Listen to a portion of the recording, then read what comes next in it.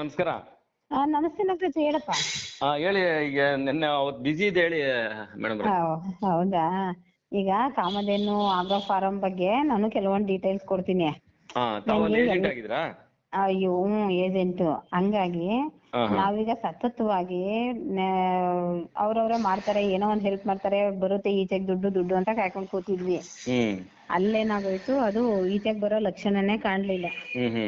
ಹಂಗಾಗಿ ಕೋರ್ಟ್ಗೆ ನಾಗಮಣಿ ಅನ್ನೋರ್ನ ಕರ್ಕೊಂಡು ನಾನೇ ಬನ್ನಿ, ಯಾಕೆ ಹಿಂಗೆ ಕುತ್ಕೊಂಡ್ರೆ ಸರಿ ಹೋಗಲ್ಲ ಅಂತ ಹೇಳಿ ಕಾನೂನು ನೆರವು ಸೇವಾ ಸಮಿತಿ ಇದೆಯಲ್ಲ, ಅಲ್ಲಿಗೆ ಹೋಗಿ ಲೆಟರ್ ಕೊಟ್ವಿ. ನರಸೀಪುರ ಕೋರ್ಟ್ ಅಲ್ಲಿ, ತಾಲೂಕ್ ಆಫೀಸಲ್ಲಿ.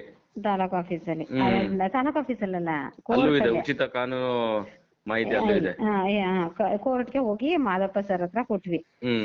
ಅವರು 1 ವರ್ಷದ ತನಕ ಇದು ಜಡ್ಜಿ ಅದು ಕೇಸ್ ನಡೀತಿದೆ, ಅದೇನು ಮಾಡಕ್ಕಾಗಲ್ಲ, ಕೇಸ್ ನಡೀತಿದೆ ಅನ್ಕೊಂಡೆ ಬಂದ್ರು.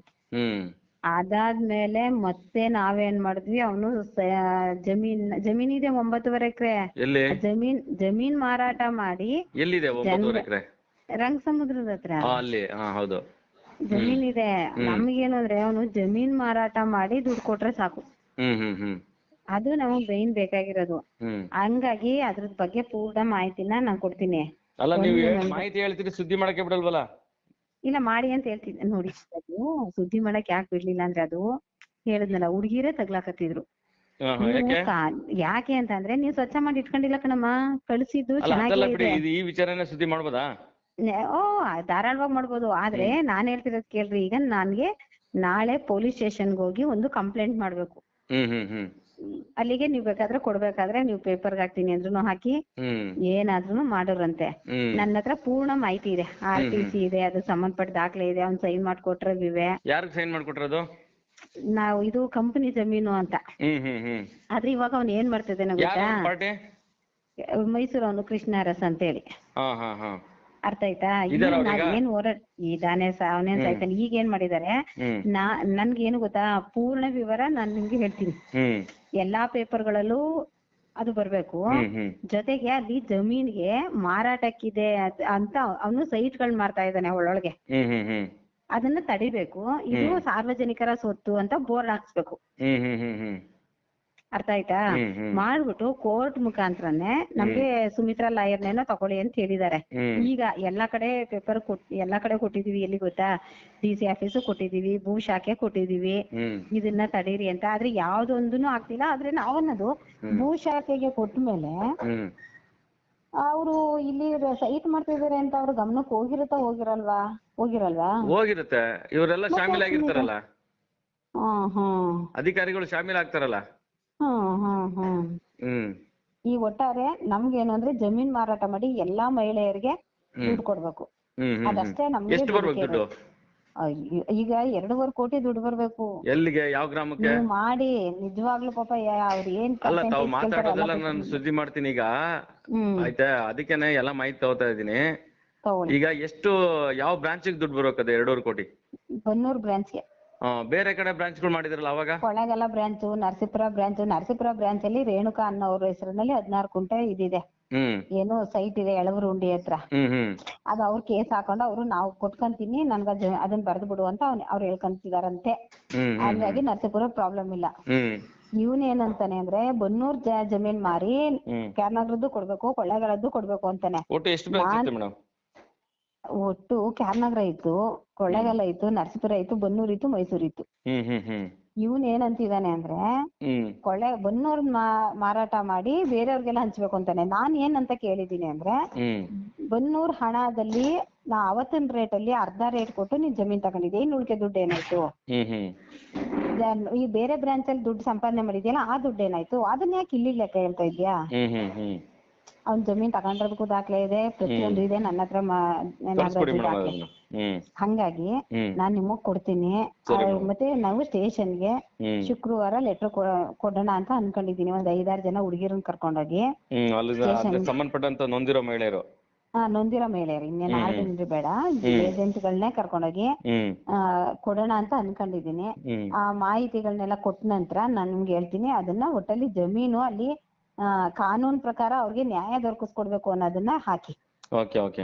ಕಾನೂನ್ ಪ್ರಕಾರ ಸೈಟ್ ಮಾಡಿದಾರ, ಜಮೀನ ಸೈಟ್ ಮಾಡಿ ಮಾರ್ತಾ ಇದಾರಾ? ಮಾರ್ತಾ ಇಲ್ಲ, ಸೈಟ್ ಮಾಡ್ತಾ ಇದ್ದಾನಂತೆ. ಪಾಂಪ್ಲೆಟ್ಸ್ ಎಲ್ಲ ಇಶ್ಯೂ ಆಗಿದೆ ಅಂತೆ. ಶಿವಕುಮಾರ್ ಕಳ್ಸಿ ಅದನ್ನ ಪಾಂಪ್ಲೆಟ್ಸ್ ಕಳ್ಸ್ಕೊಡಿ. ನಮ್ಮ ಹತ್ರ ಮೊದ್ಲು ಮಾಡಿದ್ದಿತ್ತು, ಇವಾಗ ಮಾಡಿರೋದಿಲ್ಲ. ನೋಡ್ತೀನಿ, ಕಲೆಕ್ಟ್ ಮಾಡ್ತೀನಿ. ಇದ್ರೆ ಕಲೆಕ್ಟ್ ಮಾಡಿ ನಂಗೆ ಕಳ್ಸ್ಕೊಡಿ. ನಾನು ಜಮೀನ್ ಹತ್ರ ಹೋಗ್ತೀನಿ ಈಗ. ಹೋಗಿ ಹೋಗ್ಬಿಟ್ಟು ಅದೆಲ್ಲ ಸುದ್ದಿ ಮಾಡ್ತೀನಿ. ಜಮೀನ್ದು ಒಂದ್ ಸ್ವಲ್ಪ ಫೋಟೋ ತಗೊಳ್ಳಿ. ಒಟ್ಟು ಎಷ್ಟ್ ಜನ ಇದ್ರಲ್ಲಿ ನಿಮ್ಮ ಅಡ್ಮಿನ್ಗಳು? ಎಷ್ಟ್ ಜನ ಇದ್ರಲ್ಲಿ? ಅಲ್ಲೇನು ಅಂದ್ರೆ ಈಗ ಇರೋದೇ ಇಲ್ಲ, ಅಡ್ಮಿನ್ ಆಗಿರೋರು ಬೇರೆಯವ್ರ ವಿಚಾರ ಬೇಕಾಗೇ ಇಲ್ಲ. ಯಾಕೆ ಅಂತ ಗೊತ್ತಾ? ಜಮೀನ್ ಇರೋದು ಕೃಷ್ಣ ಅರಸ ಒಬ್ಬನೇ ಹೆಸರಲ್ಲೇ.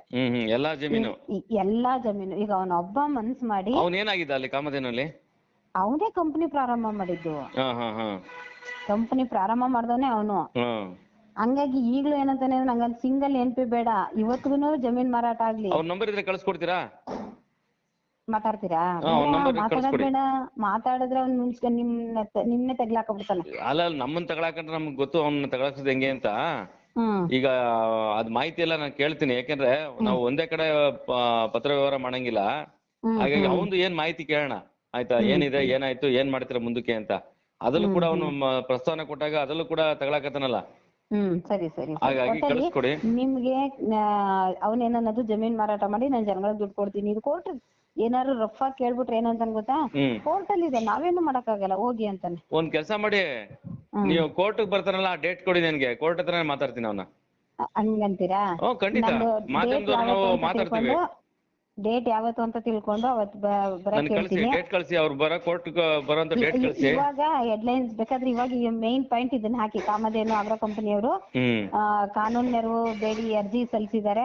ಅವ್ರಿಗೆ ಒಂದ್ ನೆರವು ಕೊಡ್ಬೇಕು ಅಂತ ಹೇಳಿ ಕೇಳ್ಕೊತೀವಿ ಅನ್ನೋದ್ರ ಬಗ್ಗೆ ಬೇಕಾದ್ರೆ ಒಂದ್ ಸುದ್ದಿ ಮಾಡಿ. ಈಗಲೇ ಮಾಡ್ತೀನಿ. ಅದ್ರ ಪೂರ್ಣ ಮಾಹಿತಿನ ಇನ್ನು ಉಳ್ದವನ್ನ ನಾನು ಕೊಡ್ತೀನಿ. ಸರಿ ಮೇಡಮ್ ಅವರೇ, ತಮ್ಗೆ ಜವಾಬ್ದಾರಿ ಇತ್ತು ಕಾಮಧೇನಲ್ಲಿ? ತಮ್ಗೆ ಏನ್ ಜವಾಬ್ದಾರಿ ಇತ್ತು? ನಾನು ಒಬ್ಬ ಏಜೆಂಟ್, ನನ್ನದು 20 ಲಕ್ಷ ದುಡ್ಡು ಬರ್ಬೇಕು. 20 ಲಕ್ಷ? ಒಟ್ಟು ಬಂದು ಬ್ರಾಂಚ್ ಎಲ್ಲ ಅಷ್ಟು ಬರ್ಬೇಕಾದ್ರೆ? ನನ್ ಪರ್ಸನಲ್ ಅಲ್ಲ, ನನ್ ಡೌನಲ್ಲಿ ಏಜೆಂಟ್ ಗಳಿದ್ರಲ್ಲ. ನನ್ ಡೌನಲ್ಲಿ ಏಜೆಂಟ್ ಗಳಿದ್ರಲ್ಲ. ನೀವು? ಅಯ್ಯೋ, ನಾನೊಂದ್ 3-4 ಲಕ್ಷ ದುಡ್ಡು ಕೊಟ್ಟಿದ್ದೀನಿ ಕೈಯಿಂದ. ಮಾದಗಳಿಯವರೆಲ್ಲ ನನ್ ಮಾದಗಳಿಲಿ ಇರಾಕ್ ಬಿಡ್ತಿದ್ರ? ನನ್ ಕೈಯಿಂದ ದುಡ್ಡು ಕೊಟ್ಟಿದ್ದೀನಿ.